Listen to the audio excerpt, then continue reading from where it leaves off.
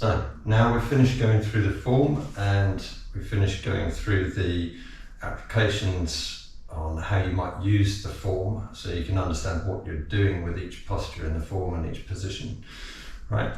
So what's next? The next step is to take it to the next level. So we're going to slow it right down. We're going to focus on the breathing, the movement, and the circles, and tie everything into how it actually feels within the body. Now, if you can't go through the form without following the videos or without following an instructor, then I suggest you go back at this point and go through the form until you can understand all of the form just in its basic shape, okay? Just go from start to end of the form without needing any assistance for you to remember what comes next. Because the next steps are building on top of that, and it's going to change your understanding of some of that, and probably a lot of that. And with that, if you can't remember what's going to be coming next, you're going to be very confused and it's going to be a lot more knowledge than you're ready to take on. So I highly advise you go back and study just getting the basic form under you so you can go through it without help, okay? So as part of moving on to the more advanced side of things, there's a little bit of theory that you need to be made aware of before we actually step into doing the more advanced form. The first one is like breathing theory, because breathing comes with everything, and there's a lot of people out there who do the form and they say, oh yeah, you just go through the form, your breath comes and it just does what it needs to do at the right time.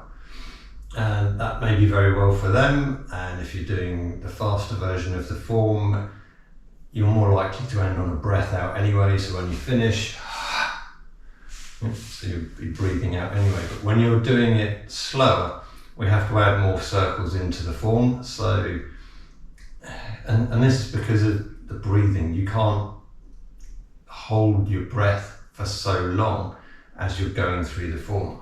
And you need to breathe in at the right points, you need to breathe out at the right points, because the breathing, it helps expand your body and helps contract your body as well. So you'll be using the movements like breathing in, breathing out. If you're doing that over a much longer period of time, you need to know how to get those breaths in, how to tie them together. You can't just go as you're breathing in and out, because there needs to be some sort of overlap.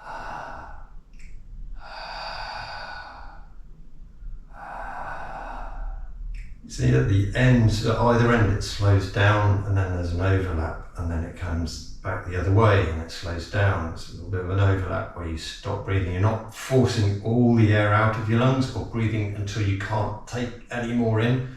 There's a slight overlap at the top and at the bottom. Okay? So you need to understand that going through the form, and with that comes adding extra circles in. And the circles, again, is because things don't just stop and start.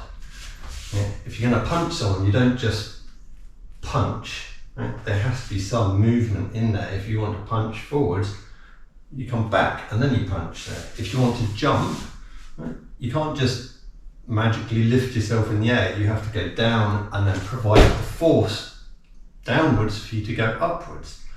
The same with the Tai Chi form and everything in Tai Chi. If you want to go one way, you have to go the other way.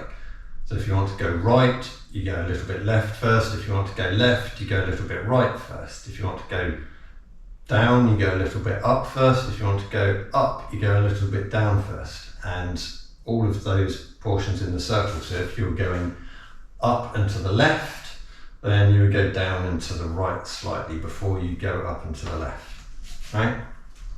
And this is all part of the circles overlapping, so you don't get a solid movement back and then it instantly stops and then flies straight into the next movement, because that's not fluid, and you can lose a lot of your motion and potential energy in that as well, because all of this moving around is building up tension into a leg, so you can use that to wind down like a spring into your leg as you then come back, and then you've got all that extra force behind it. So when you punch, you can actually sink properly into your leg and use all of your hips and all of your body to throw that punch in at the point of contact, right?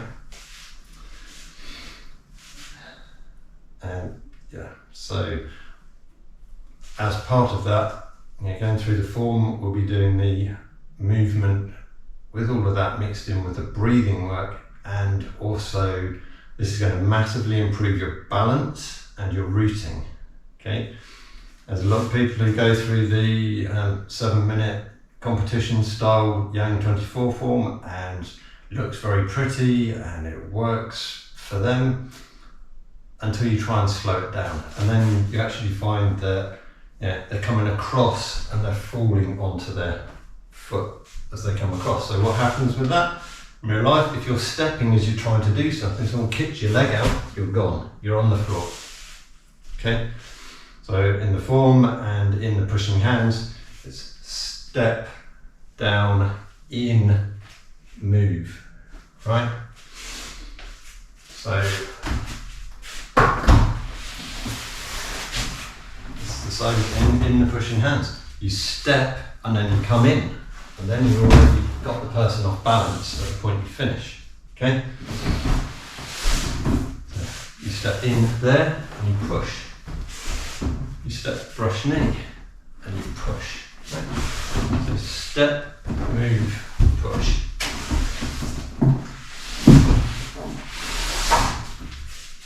And the same goes throughout all of the form. So you're stepping down, transferring your weight, and then finishing. Right? So there's a lot to cover in the advanced versions of the form. So please do stay tuned. I'll follow up shortly with the first in the series for that.